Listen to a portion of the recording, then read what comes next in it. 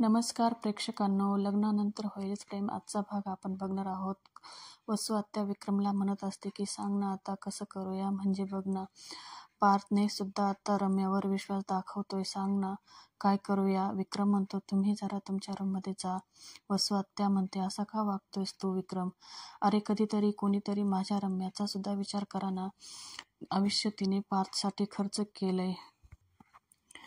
विक्रम म्हणतो तू जरा बोलायची थांबणार आहेस का, मी काय सांगितलं, तुम्ही तुमच्या रूममध्ये जा, मला पार्थशी जरा एकट्याशी बोलायचं आहे. रम्या म्हणते मामा पण विक्रम मी सांगितलं ना रूममध्ये जा म्हणून, ऐकायला येत नाही का असं त्या रम्याला म्हणते. चला जाऊ आणि आपण. विक्रम पार्थला म्हणतो पार्थ इतके दिवस मी तुला काहीच बोललो नाही, पण 18 दिवस झाले ह्या गोष्टीला. ती मुलगी तुला सतत मनवण्याचा प्रयत्न करत आहे, थकत नाही. तिने फार मोठा अपराध केलाय का, तू काय केलंस रे, पण बायको म्हणून ती तिचा भूतकाळ सांगण्याचा प्रयत्न करत होती, तू ऐकलं नाहीस आणि आता प्रामाणिकपणाच्या गप्पा मारून तिच्यावर राग काढत आहेस. पार्थ म्हणतो बाबा मी प्रामाणिकपणाचा मला राग नाही आहे, मी रागही काढत नाही. काव्याने येऊन मला काही सांगितलं नाही याचं गिल्ट आहे मला, तुम्ही मला का समजून घेत नाही बाबा. बाबा हे बघा, यात काव्याचीही चूक नाही आणि माझीही नाही. तुम्ही म्हणता काव्याने येऊन मनवते, पण एकाच झटक्यात सगळं विसरून त्यांचा हात धरायचा का, मी जसं काही झालं नाही म्हणून जवळ करायचं का. बाबा तुम्ही, मी उघड्या डोळ्यांनी मला फक्त तीच इमेज, तोच फोटो दिसतो जो 16 डिसेंबरला आपण सगळ्यांनी बघितला, इतक्यात कसं विसरेल बाबा, थोडा वेळ लागेल ना मला. विक्रम म्हणतो हे बघ बाळा, पण असा किती वेळ लागेल. पार्थ म्हणतो दुसरा कोणी मुलगा असता एक त्यात सगळं विसरून काव्याला कधीच एक्सेप्ट केलं असतं, पण तो आपला जीवा आहे, माझा भाऊ, सक्का भाऊ. त्या दोघांना या घरात बऱ्याच वेळा एकत्र वावरताना बघितले. माझ्या डोक्यात हाच विचार येतो की तेव्हा सुद्धा त्यांचं काही सुरू असेल का. जीवाला मी विसरू शकत नाही आणि काव्याला मला विसरायचं नाही आहे. बाबा ते दोघांना असं वेगळं वेगळं कधी आठवतच नाही, आठवलं ना ते एकत्रच आठवतात. आणि आठवलं की मला ते 16 डिसेंबरचा व्हिडिओ आठवतो. काव्या बराच वेळेस मला हे सांगायला आल्या होत्या, पण मी ऐकून घेतलं नाही. त्यांची चूक नाहीये, चूक माझीच आहे, हा माझा प्रॉब्लेम आहे. माझ्या बुद्धीला कळतंय बाबा, पण मनाला कळत नाही. युग म्हणतो अरे पण दादा, ह्या सगळ्या कालच्या गोष्टी आहे ना. पार्थ म्हणतो कालच्या गोष्टी ठीक आहे, आपण उद्याच्या पॉसिबिलिटीकडे बघू. आज ना उद्या जेव्हा ह्या घरात येईल, तो घरात आला आणि काव्या इथंच असल्यावर माझ्या डोक्यात परत चक्र सुरू होणारच. मी ह्या हॉलमध्ये असेल आणि ते किचनमध्ये असतील तर माझ्या डोक्यामध्ये हाच संशय आणि त्याला 16 डिसेंबरचे फोटोज आणि व्हिडिओ दिसतात समोर. मला माहिती आहे त्या दोघांमध्ये काही नाही, पण माझ्या मनातलं वादळ शांत होत नाहीये. बाबा मी सांगतोय, माझ्या बुद्धीला कळते पण मनाला कळत नाही. मी माझ्या विचारांवर कसा कंट्रोल करू. प्रॉब्लेम माझ्यात आहे, चूक त्यांची नाही आहे, चूक माझी आहे. मी इतका वाहवत पुढे गेलो की आता मागेही वळता येत नाही आणि पुढेही जाता येत नाही. मी अडकलोय ना, तिथे बुडून मरायचंच शिल्लक आहे मी. विक्रम आणि युग म्हणतात अरे असं बोलू नको रे, आणि दोघं त्याला जवळ घेतात. इथे पार्थ इमोशनल होतो, रडतो. काव्या हे सगळं बघत असते, तिच्याही डोळ्यात पाणी येतं. दुसऱ्या सीनमध्ये जीवा आणि शारदा गप्पा मारत असतात. शारदा म्हणते अहो काय सांगताय. जेव्हा म्हणतो तिची रिक्षा चालवण्याची पद्धत बघून मला असं वाटलं की ती रोज भाडं मारते की काय, आणि दोघंही हसतात. शारदा म्हणते हे सगळं मालिनी ताईंना कळवायला हवं. जेव्हा म्हणतो कशाला तय्यब अली पार्ट 2 बनताय, हे तिला जर कळालं ना ती धावत येईल आणि मला इथून घ्यायला. आता कुठे माझ्या प्रेमाची रिक्षा अर्ध्यावर पोहोचलीये, प्लीज असं काहीतरी करू नका की सगळं पाण्यात जाईल. आणि मी आता बरा झालोय ना, म्हणजे बरा वाटते मला, उद्यापर्यंत एकदम ठणठणीत होईल. शारदा म्हणते बरं नाही कळवत नंदिनीला. नंदिनी जीवाला जेवण घेऊन येत असते, म्हणते चला बसा घ्या जेवण करून. शारदा म्हणते नंदिनी अगं फक्त वरण भातच का. नंदिनी म्हणते अगं आई तूप पण घातलं आहे ना. शारदा म्हणते अगं पण इतकं साधं जेवण. जीवा म्हणतो अहो आई, जीवा नंदिनीच्या युनिव्हर्समध्ये वरण भाताला अनन्यसाधारण महत्त्व आहे, हो की नाही नंदिनी. नंदिनी हो म्हणते. नंदिनी म्हणते बरं झालं वाटतं, आणि तुम्ही उभे का, बसा ना. जीवा म्हणतो नाही मी बसतच होतो ॲक्च्युली, पण आईंशी बोलत होतो. शारदा म्हणते पसाऱ्यावालीवर चकाचक बाईचा भारीच दरारा दिसतोय. जीवा म्हणतो हो ना, आणि दोघेही हसतात. नंदिनी म्हणते, आई काय चाललंय हे तू ना अजिबात त्यांना चावी देऊ नको, नाहीतर त्यांना आजारपणाचं सुद्धा भान राहणार नाही.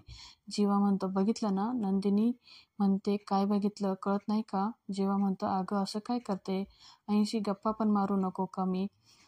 नंदिनी म्हणते, गप्पा कशाला मारायच्या आहे? आणि दोघांमध्ये लुटुपुटीचे भांडणं सुरू होतात. शारदा म्हणते, अरे अरे थांबा, तुमचं चालू द्या, मी जाते, तशी मला झोप आली आहे. जीवा वरण भात बघून म्हणतो, वा. नंदिनी म्हणते, एक मिनिट, वाफळलेल्या वरण भातात हात घालू नका लगेच, मागच्या वेळेस सारखा चटका बसेल. जीवा तिच्याकडे बघतो आणि म्हणतो, म्हणजे मागच्या वेळेस सारखा? म्हणजे मागच्या वेळेस तू मला लपून बघत होतीस का?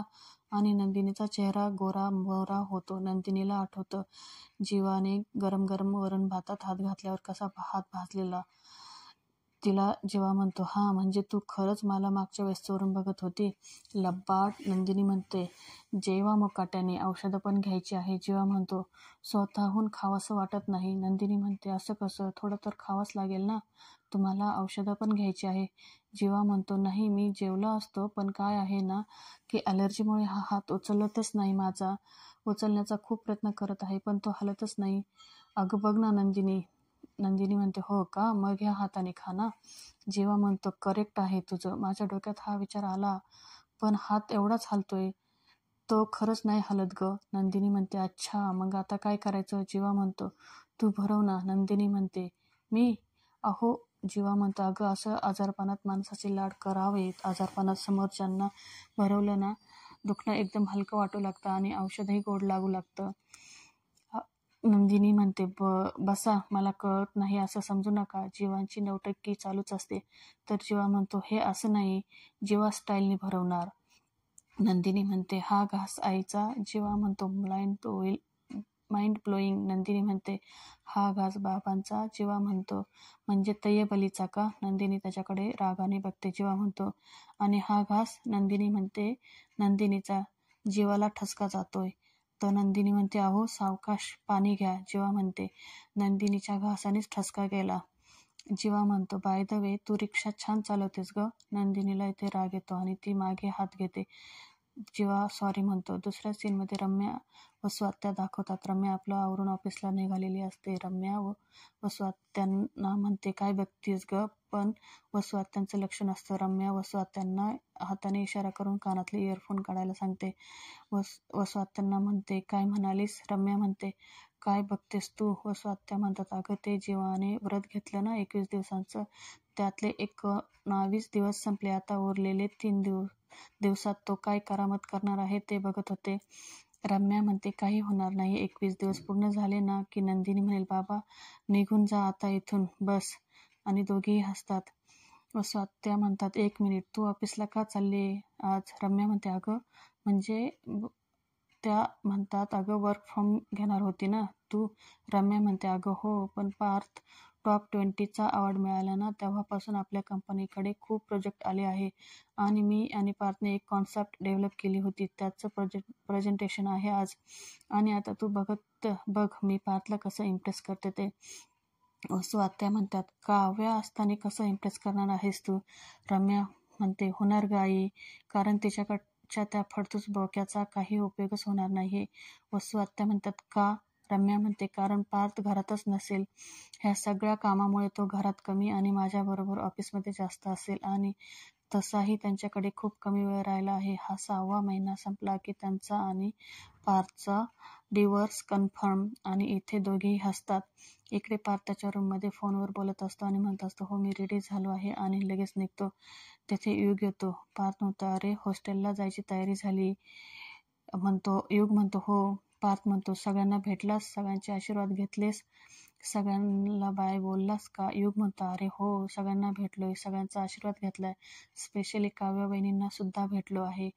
बस ना दादा, मला बोलायचंय. युग म्हणतो, अरे दादा, वहिनी खरंच बदलली आहे. म्हणजे बघ ना, लग्नाआधीची वहिनी आणि लग्नानंतरची ती चिडचिड करणारी, तुझ्याशी भांडणारी, जगाशी भांडणारी, आणि आत्ताची वहिनी, अरे जमीन आसमानाचा फरक आहे. अरे ती मुलगी कुणी वेगळीच होती, तुझ्या आसपास असणं सहन होत नव्हतं, ती सहनच करू शकत नव्हती, आणि ही मुलगी तुझं नसणं सहन करू शकत नाही. अरे भाई, आपण मुले असेच असतो ना. म्हणजे आपली एक्स जरी परत आली ना तरी आपला इगो सुखावतो. आणि ही तर तुझी बायको आहे. पार्थ म्हणतो, 1 मिनिट, तुला काय म्हणायचंय की मी हे युग युगो करतोय का? युग म्हणतो, आय एम सॉरी, पण आता छोटा मुंह बडी बात करतोय. पण तू हे जे काही स्लो फ्रेंड करतोय ना ते आता बंद कर. मी खूप कपल्स पाहिले, पण ह्या लेव्हलचा ट्रॉमा मी कधी पाहिला नाही. आणि ह्या लेव्हलचं खरं खरं प्रेमही मी पाहिलं नाही. आधी तू करत होतास, आता वहिनी तुझ्यावर करते. आणि ते सोशल मीडियावरचे सॉफ्ट फ्रॉन्स सोडा आणि सॉल्ट टाईम मध्ये जा. युग म्हणतो, तुला माझ्या भाषेत कळत नाही का? बाबांच्या भाषेत सांगू का? तुमचं रिलेशनशिपमध्ये गाडीचा एकच चाक पळवताय तुम्ही. तू प्रेम आधी व्यक्त केलंस ना, आणि आता ती व्यक्त करते. मग तुम्ही दोन्ही चाकं एकाच वेळेस पळू शकतात ना. मग बघा तुमची गाडी कशी सुसाट पळते ते. पार्थ म्हणतो, लव गुरु, तुमची ना हॉस्टेलला जायची वेळ झाली, तुम्ही निघा. युग म्हणतो, मी तर पळतोय, जाणारच आहे, पण आता मला फक्त एवढंच सांगायचं आहे की तू काव्या वहिनीवर प्रेम करतोस ना, या रियालिटीवरून तू पळून जाऊ नकोस. तेवढंच माझं म्हणणं आहे. चल बाय. आणि हो, मिस यू. युग जातो. लगेच तेथे रम्या येते आणि म्हणते, पार्थ निघूया, आज क्लायंट येणार आहे. पार्थ रम्याला इग्नोर करतो, पण रम्या परत म्हणते, पार्थ काय झालं, कसला विचार करतोय? पार्थ म्हणतो, नाही तू हो पुढे. रम्या म्हणते, आपण एकत्र जायचं ठरवलंय ना, जाऊयात ना, चल उशीर होतोय. पार्थ म्हणतो, हो तू चल, गाडीत बस, मी आलोच. रम्या जाते. दुसऱ्या सीनमध्ये नंदिनी फोनवर चित्रासंगे बोलत असते आणि म्हणत असते, हो हो चित्रा, माझे फंडसाठी प्रयत्न सुरू आहे. खूप लोकांशी बोलते, पण कुठूनच पॉझिटिव्ह रिस्पॉन्स मिळत नाही. हो, प्रयत्न तर करते आहे ना, बघूया. इकडे शारदा गुड्डूला बोलवते आणि म्हणते, हे पोहे घेऊन जा आणि नंदिनीने केले आहे म्हणून सांगा. आणि अजून हवे असेल तर मिस कॉल द्या, मी गुपचूप आणून देईन. गुड्डू म्हणतो, थँक्यू मालकीनबाई, तुमची ही माया बघून माझं दिल भरून आलं. शारदा म्हणते, बरं आता लवकर जा, तुमचा मालिकने बघितलं तर वाट लागेल. इकडं जीवा गार्डनमध्ये लॅपटॉपवर काहीतरी करत असतो. तेथे गुड्डू येतो आणि गुड्डू म्हणतो, हे जीवा भैया, हे सगळं सोडा आणि हे गरमागरम पोहे खाऊन घ्या. जीवा म्हणतो, अरे पोह्यांपेक्षा माझं काम महत्त्वाचं आहे. गुड्डू म्हणतो, अच्छा ठीक आहे, मग हा पोहा मीच खातो. जीवा म्हणतो, तूच खाऊन घे. गुड्डू म्हणतो, नंदिनी भाऊजींनी बनवलेला आहे. जीवा म्हणतो, तिने बनवलेले असले तरी तूच खाऊन घे. आणि त्याच्यानंतर लक्षात येतं की नंदिनीने बनवले आहे. मग गुड्डू म्हणतो, ठीक आहे. मग जीवाच्या लक्षात येतं, अरे नंदिनीने बनवले आहे, तो कुठला? म्हणतो, अरे वांग्या. गुड्डू म्हणतो, अरे तुमचं तर जरुरी काम आहे ना. जीवा म्हणतो, अरे माझ्या बायकोच्या हाताच्या पोह्यांपेक्षा दुसरं काही महत्त्वाचं नाही. वेडा आहेस का रे तू?